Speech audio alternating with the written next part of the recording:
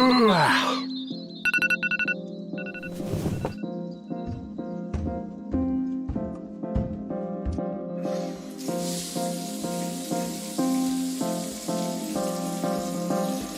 la douche.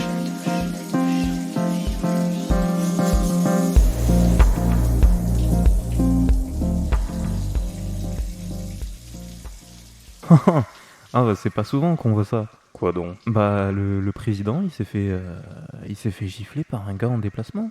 Genre comme ça quoi. Et ça te fait rigoler?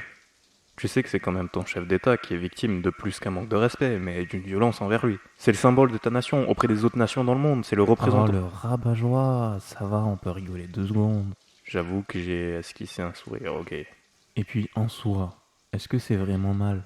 Non mais je veux dire, comment tu peux dire de quelque chose que c'est mal? Y a rien de posé et d'écrit qui nous dit que telle ou telle chose, ça va dans bien ou ça va dans pas bien, tu vois?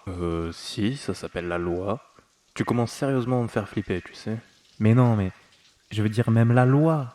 Parfois il y a des choses qui vont être jugées comme mauvaises, parfois comme bonnes, alors que c'est la même chose, c'est juste ça dépend du contexte. Pour moi, si le contexte est pas le même, la chose est pas la même.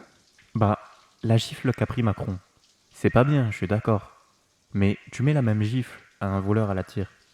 Peu de gens vont dire quelque chose, alors que pourtant c'est pareil, c'est la même action. Ouais, je suis pas tout à fait d'accord. Mais vas-y, continue. Va au bout de ta réflexion. Je sens que tu t'enfonces et ça devient marrant. Bref, ce que je veux dire, c'est que les méchants, bah pour eux, ils sont pas méchants. Tu captes? Pour eux, c'est nous les méchants et eux les gentils. En vrai, tu peux pas être véritablement méchant de cœur, je pense. Si tu considères que ce que tu fais c'est mauvais, tu peux pas le faire volontiers sans y être contraint. Sauf si tu penses que l'équilibre bon-mauvais de ton action est assez positif. Non, pour moi, si tu sais qu'il y a un minimum de mauvais dans ton action et que t'es en rien contraint de la réaliser, tu le feras pas. Malheureusement, je crois que ça, c'est le monde des bisounours, Mino. Par exemple, tu voles une voiture alors que t'en as déjà 5 pour toi. T'as zéro souci. Pas de souci d'argent, pas de déplacement, pas de souci de vengeance, rien.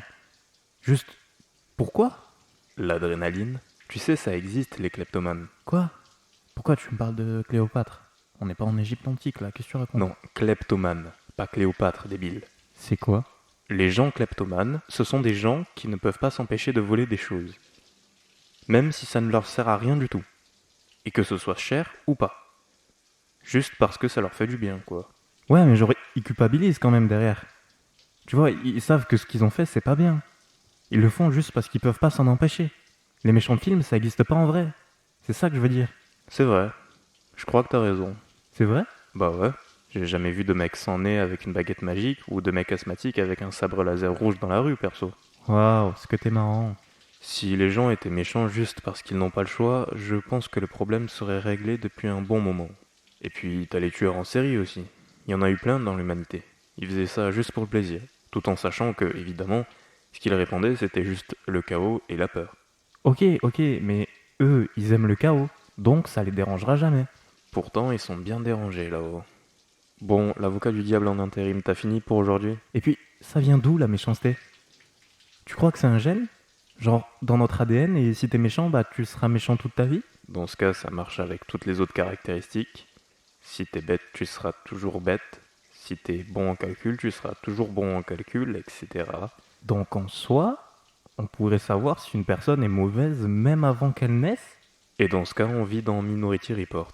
Y a plus qu'à élaborer le programme qui te permettra de repérer les mauvaises personnes. T'en profiteras pour trouver en même temps ton gène du sens de la ponctualité. Ah non, mais même quand c'est pour aller boire un verre, je suis en retard, c'est fou ça, j'y arriverai jamais. Son manque de foi me consterne.